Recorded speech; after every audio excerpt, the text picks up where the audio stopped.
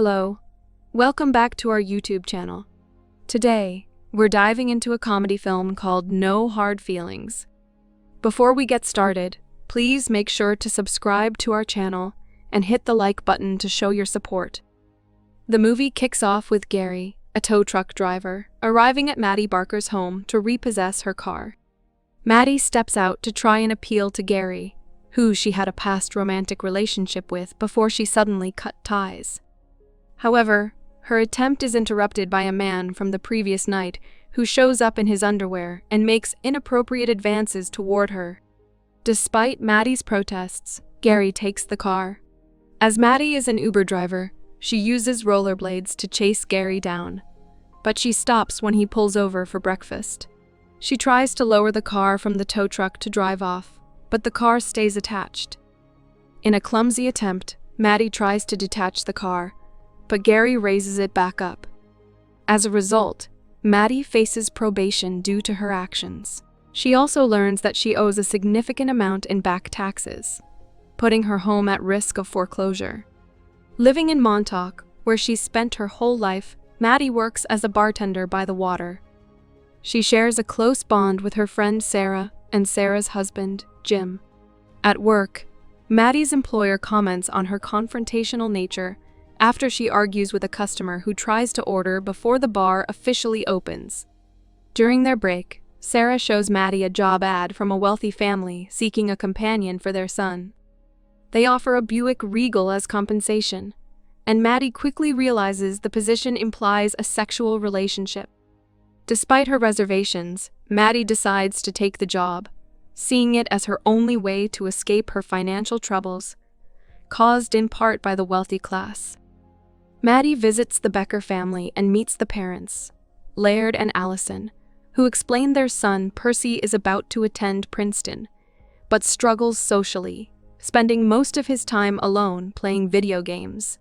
Though they had hoped for a younger candidate, Maddie convinces them that she is a good fit for the job.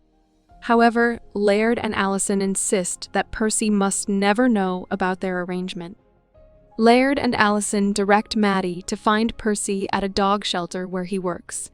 Wearing a fitted dress, she pretends to be interested in adopting a dog to catch his attention.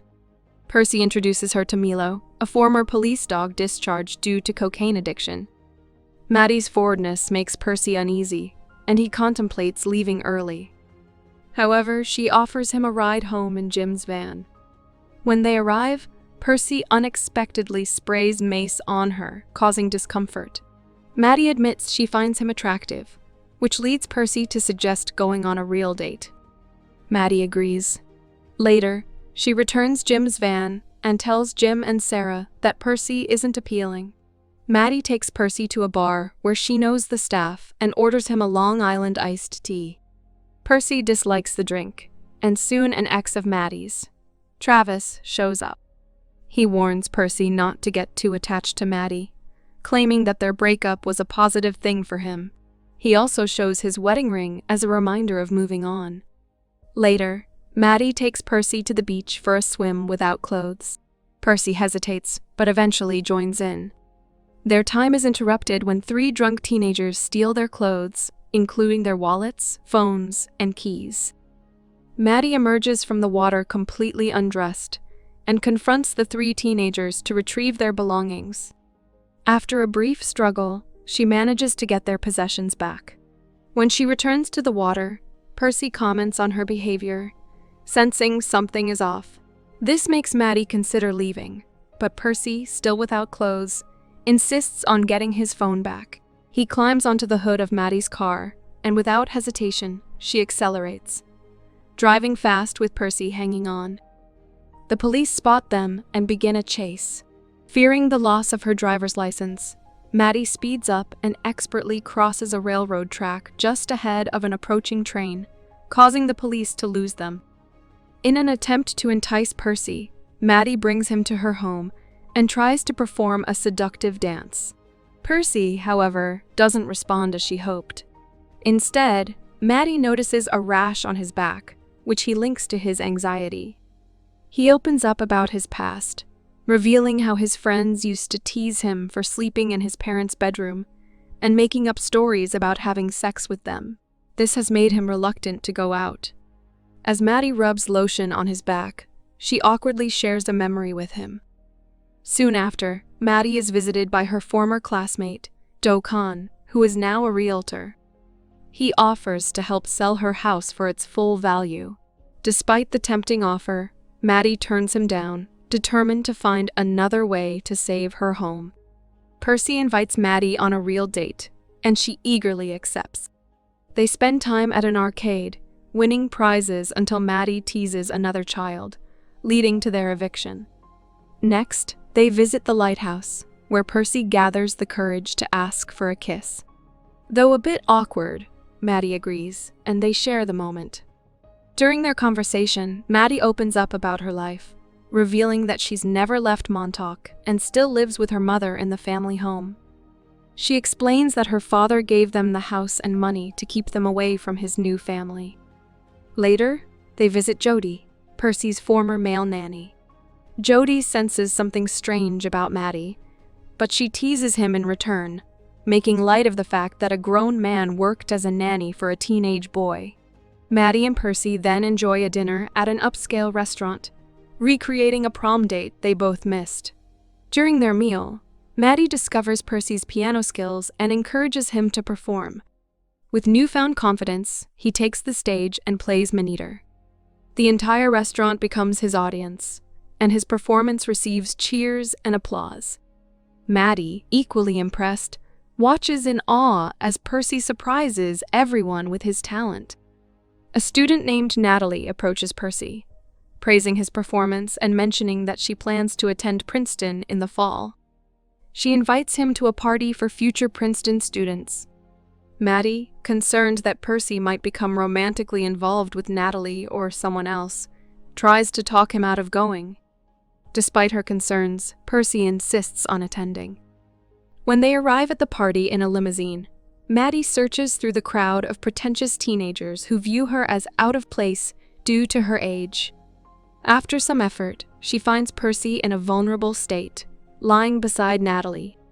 However, Percy is not well. He's suffering from alcohol and ibuprofen consumption. Maddie steps in to help him, trying to induce vomiting. Their actions are interrupted when the host's parents arrive and ask Maddie to leave. In the chaos, Percy accidentally punches Maddie in the throat while trying to protect her. After they leave, Percy drunkenly declares he's ready to sleep with Maddie. However, when he confesses his love to her, Maddie sees how intoxicated he is and gently declines. Laird and Allison notice Percy's newfound enthusiasm and sociability, which he attributes to his recent relationship. However, Percy reveals that he has changed his plans and decided not to attend Princeton, choosing instead to stay near Maddie. Allison calls Maddie, who is now having second thoughts about her commitment to the job. Laird reassures Maddie that she can keep the car without needing to continue the relationship, hoping this will prevent Percy from abandoning his plans for Princeton. Unfortunately, Percy is in his parents' car and accidentally activates the audio system, overhearing their conversation. He learns that Maddie wants to keep the car without the obligation of an intimate relationship, which deeply saddens him. Percy invites Maddie to lunch to introduce her to his parents and, while indulging in their wine, adopts a passive-aggressive tone. Later, he teams up with his colleague Crispin to carry out a plan involving the Buick. They go into the woods, tamper with the vehicle by placing a rock on the gas pedal, and cause it to crash into a tree, causing the car to collapse. Percy and Maddie decide to have sex when he returns home. However, before he can fully engage, he ejaculates on her thigh. He claims to be well-informed and tells Maddie that he's no longer interested in her, predicting she'll end up spending her life in Montauk. Later, Gary delivers the damaged Buick to Maddie, as her name is on the papers. She reluctantly resumes her Uber duties with the broken car. Meanwhile, Percy retreats to his room to play video games, ignoring Maddie's texts and calls. Eventually, Maddie earns enough to repair her car and pay her taxes. She celebrates with Jim and Sarah, but their joy is short-lived as they announce they're moving to Florida, because they're expecting a baby. Maddie is left feeling disappointed and realizes that she's destined for loneliness. In response, Maddie contacts Doe and agrees to his offer to help sell her house. She transfers ownership to Jim and Sarah, enabling them to set up a home for their growing family. At the same time, she begins preparing for her own move to California. At a Princeton gathering, Maddie spots Percy and decides to find him. However, he remains silent and unresponsive as she tries to explain herself. In a repeat of his past actions, she climbs onto the hood of his car, but he drives off with her holding on. Their spontaneous ride takes them along the shoreline, where Maddie accidentally catches fire from a barbecue grill. The situation ends with Percy driving the car into the water. Panicked, he searches for Maddie, and they share a tearful reconciliation. Afterward, Maddie tells Percy that she plans to move to California, a decision he fully supports. He also reassures her that despite everything, their intimate experience was a significant part of his life. On the day Percy prepares to leave for Princeton, he packs his bags and says goodbye to Laird and Allison. Maddie unexpectedly shows up to drive him to his destination before her move to California. To Percy's surprise, she reveals a new addition to her life, Milo. Thanks for watching the video. Be sure to share your thoughts and favorite moments from the movie in the comments below.